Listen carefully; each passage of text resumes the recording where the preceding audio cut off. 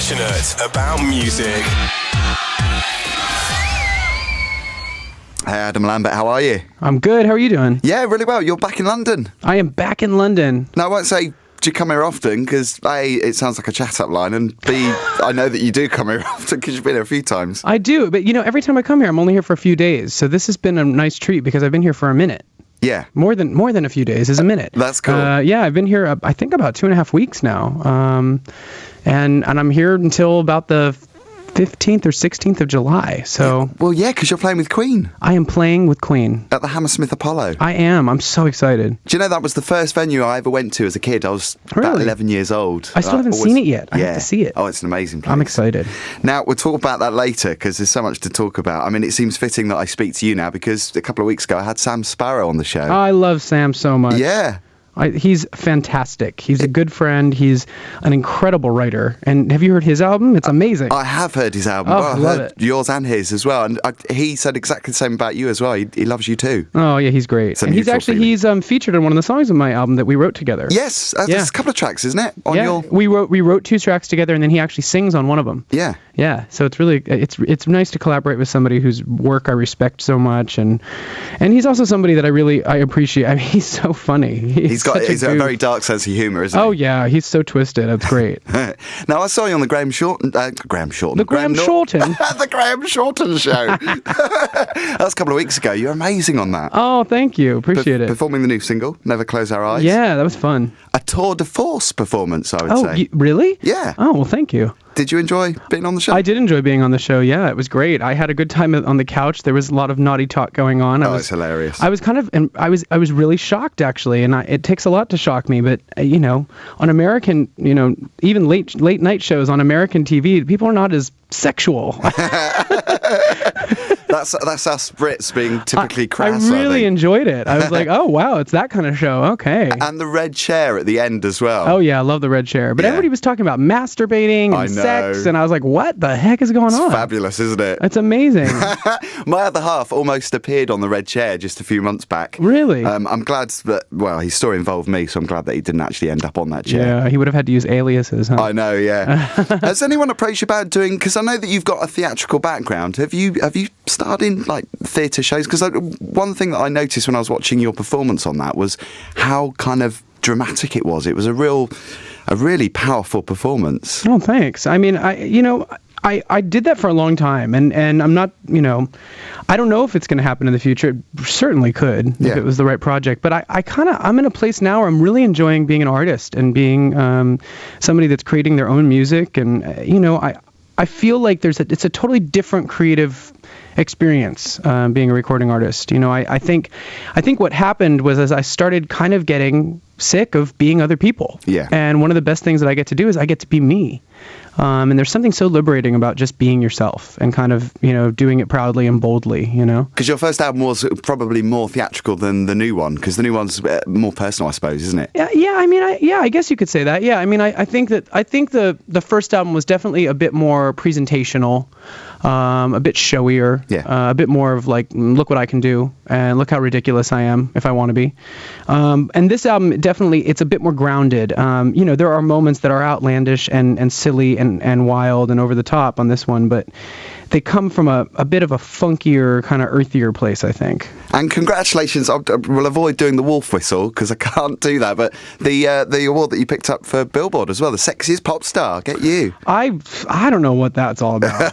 I just don't understand. I think I'm people very disagree flattered. with that. I'm very flattered, but I don't know. I don't really get it.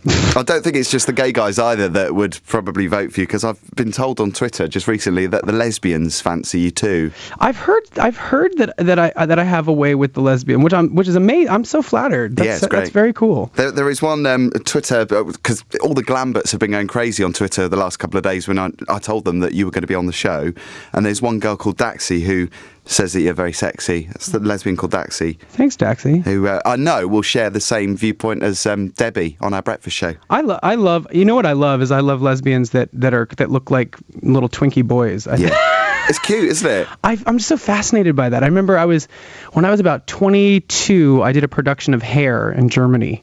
and we went to Berlin is very kind of progressive and left, and I ended up at a club, and I didn't realize it, but it was like a lesbian club, and I'd had a couple drinks, and I was with friends, and it was a late night, so we just kind of rolled in there, and I was looking around, I'm like, oh my God, there's so many cute guys in here. And I kept like, looking, and I'm like, whoa, what's going on? These are like the cutest boys I've seen this whole time.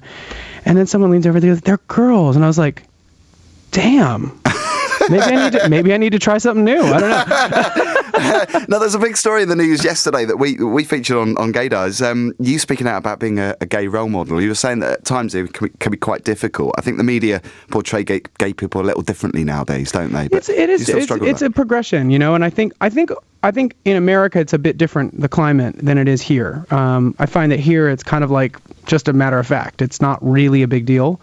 And I think that America is definitely, in a general way, is definitely moving forward. It's taking a little time and it's a little slow, but there are a lot of people that are becoming more visible there. And I think at this point I've talked about it a lot. I've talked about the hardships and the frustrations on it, but I think the best thing for me to do at this point is kind of project an attitude of positivity and try to just kind of pull it all together and keep moving forward, and if I keep focusing on it, then they're going to keep focusing on it. So I'm kind of at the point where I'm ready to move past the conversation.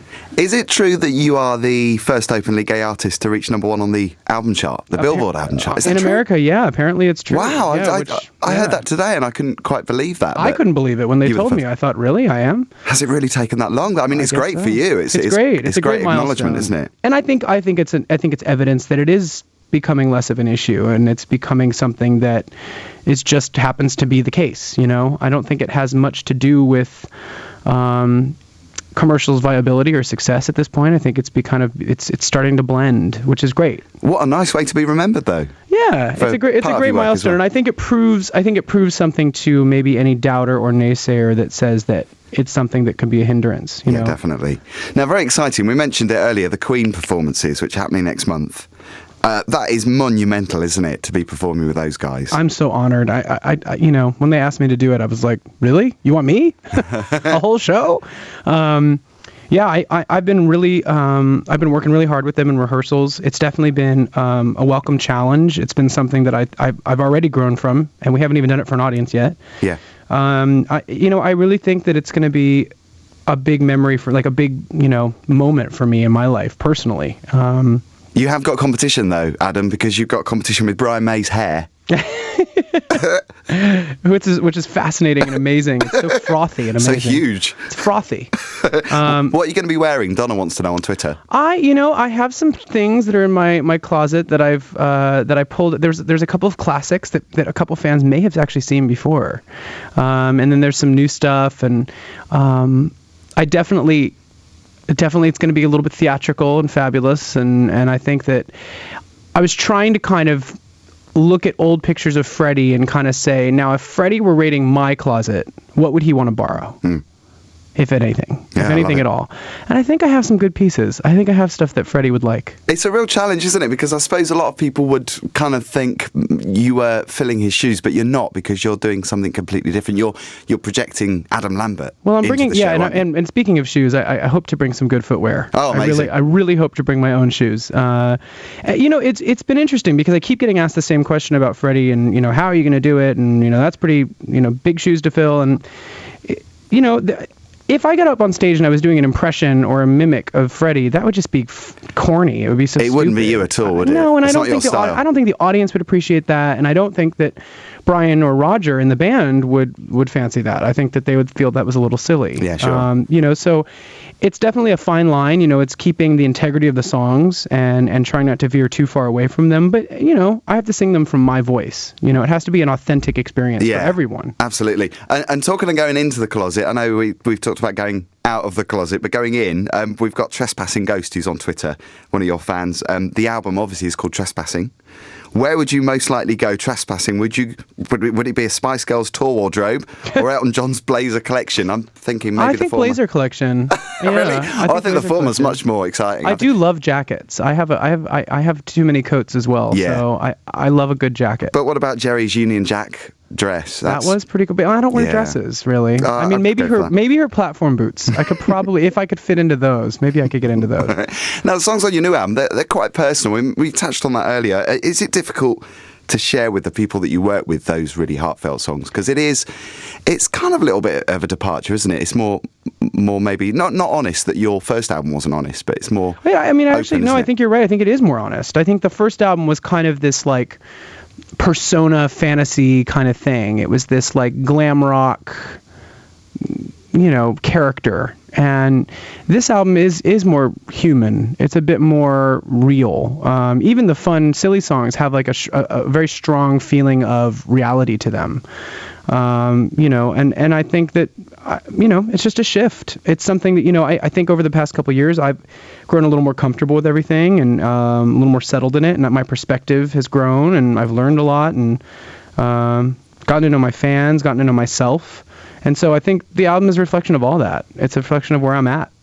And it's quite poignant, isn't it? A lot of it is quite emotional. Yeah, I think, and I mean, that's, shouldn't music affect people? Absolutely, I didn't really feel like I had a choice but to dig a little deeper, especially after the last one, which I'm really proud of. But I really wanted to take the next step and lift the veil a little bit, pull the curtain. Have you ever spotted people in the crowd who've become a bit like overcome with emotion, as like blubbing away? There's guys in the crowd. Yeah, I have. Because that must be great to see. It's great. That. I mean, if you can make someone cry, you've done a good moved job. them, haven't you? If it's a sad song. Well, totally. Yeah, I was just going to say that. The new single, which you performed on the Graham Norton show, is "Never Close Our Eyes," which we've been playing. Explain the sentiment of that. I think it's a great universal message of kind of trying to say, look, be in the moment and be present in the moment. Don't take things for granted. Just keep it going. It's a party tune, and I think what's great about it is there's a certain sense of melancholy to it. It's a party song, but it has like this kind of dramatic edge that felt like it suited my perspective. Yeah. And I don't know if you've seen the video, but what's great about the video is we were able to kind of capture the message of the song, but kind of twist it a little bit. So it's definitely something that I think one of the lines of the song that says it only gets better if we want it to is kind of a big clincher for me, because what it talks about it saying is you have control over your reality. It's all up to you. If you want to go out and have an amazing time and find connection with another person or a group of people, that's on you. Yeah. You got to make that happen. It's you can't your life, just expect stuff to appear or come to fruition. You have to be proactive and add to the fire. You know what I mean? Absolutely. That's kind of that's a recurring message on the album. It's something about, being in control of your destiny, being in control of your reality, and making it happen.